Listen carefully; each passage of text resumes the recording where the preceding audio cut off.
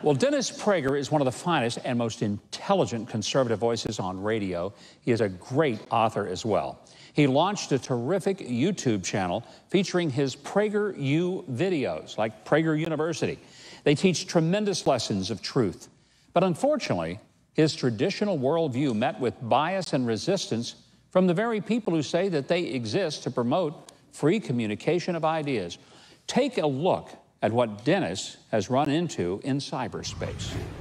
The battle for free speech and fair access to internet platforms is growing. Conservative talk host Dennis Prager's PragerU videos were being restricted and demonetized on YouTube for their conservative worldview. The controversial topics? Ones like Alan Dershowitz on the founding of Israel, the 10 Commandments do not murder, why America fought the Korean War, and the world's most persecuted minority, Christians. These were just a few of the more than 50 videos slyly censored by YouTube and their parent company, Google. Has the public square become the progressive-only square?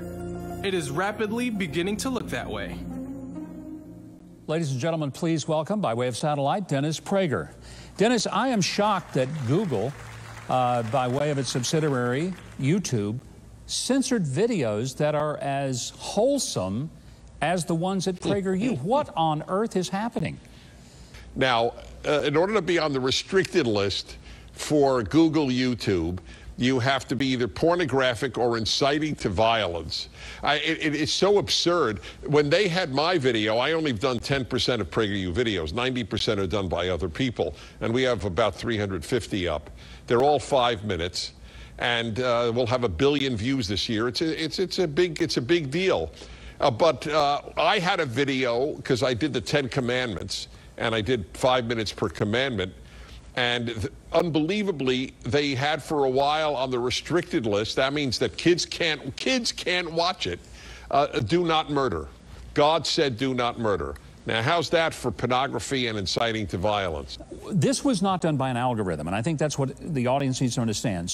We know it's not done by an algorithm. Right, we know somebody made a decision. So what did they say? Yes, it was appealed, and a human being spoke to a member of the Prager University leadership group, and in fact, they told them, we reviewed it, and we're keeping it on the restricted list. Why? It's we don't have to give a reason. You're in the middle of litigation. When will this get resolved? Do you have any idea? There's no way to know, but an interesting thing about the first part, we're at the Ninth Circuit, which is the most left-wing of the circuits in California, where we were based. And the very interesting thing, I said, I didn't think we had a great chance with this judge, but I said it'll be at least some victory, I said this in advance, if the judge acknowledges that YouTube's claim to neutrality is not true. And sure enough, she used the terms mere puffery, those are her terms, to describe the notion that YouTube is neutral. There are conservatives who think that the social media platforms, not just YouTube, but also Facebook and Twitter, have become the essence of a public utility and therefore need to be regulated. That is an anathema to most of us conservatives to think that the government would get in and begin to tell these companies what to do. But are we headed there if these companies continue to block out content that means that their platforms are essentially no longer a public platform, but an ideological platform, even though they don't have legitimate competition? Right. We conservatives want the government out of as much as possible. That's the American dream, limited government. On the other hand, if you have a monopoly on information, you are a sort of utility, and you have to be true to your monopoly and to your responsibility. There is absolutely no moral or political or ideological justification for putting any of our videos on the restricted list.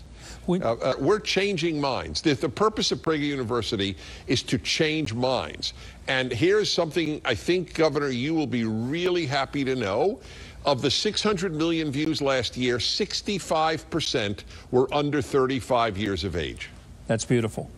You have written many best-selling books, but you're in the midst of a project now. I want you to tell us a little about the Rational Bible. The first of the 5 volumes of this has just been released, already gone to the #1 slot. Tell us, what is the Rational Bible? Is there an irrational version that we should avoid? No, there are non-rational commentaries. I use reason alone to show people the brilliance of the Bible. The first volume of the Rational Bible on the book of Exodus, the second of the 5 books of the Bible, is out. It's called the Rational Bible, as you pointed out. And I admit it to my amazement, it has been the second best-selling book in the United States. It's still a bestseller a month later, and it will continue.